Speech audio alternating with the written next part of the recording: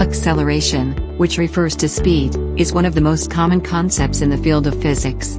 We have compiled all the details for you, such as what acceleration means, what it works and where it is used.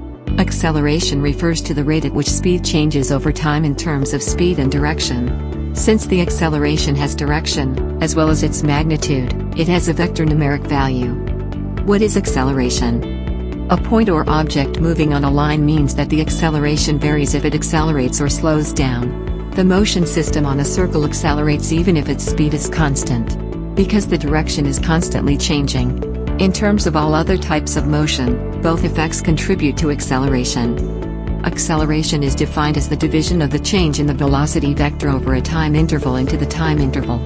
Instantaneous acceleration is given at an exact moment and position by the limit of the ratio of the change in speed over a given time interval to the time interval when the time interval goes to zero. For example, when speed is expressed in meters per second, acceleration will be expressed in meters per second. How is acceleration calculated? Acceleration is the rate of change of velocity depending on time. The word acceleration or acceleration is often used to describe the state of increasing speed. The word acceleration is often used to describe the state of increasing speed. Acceleration occurs when an object's velocity increases, decreases, or changes direction. It is necessary to remember that velocity is a vector. It has both size and direction. A change in a certain speed can make a change in another magnitude or speed. There may also be a change of direction. So, how is the acceleration calculated? Acceleration is found by dividing the velocity of the mover by the elapsed time. Acceleration formula and acceleration calculation. Acceleration is a vector in the same direction as the change in velocity.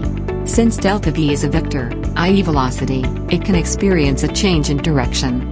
Therefore, it is natural to see a change in acceleration, speed, direction, or both.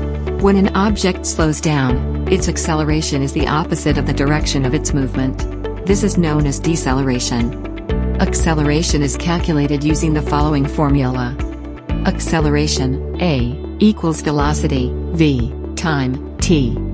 Since velocity is a derivative of the position vector, the components of the acceleration vector can be expressed as second derivatives of the system's coordinates. Short time intervals are found with instantaneous acceleration. Here, the boundary of a ratio is called the derivative as the denominator approaches zero. Instantaneous acceleration is, in this case, the limit of the average acceleration as the time interval approaches zero, or alternatively, acceleration is a derivative of velocity.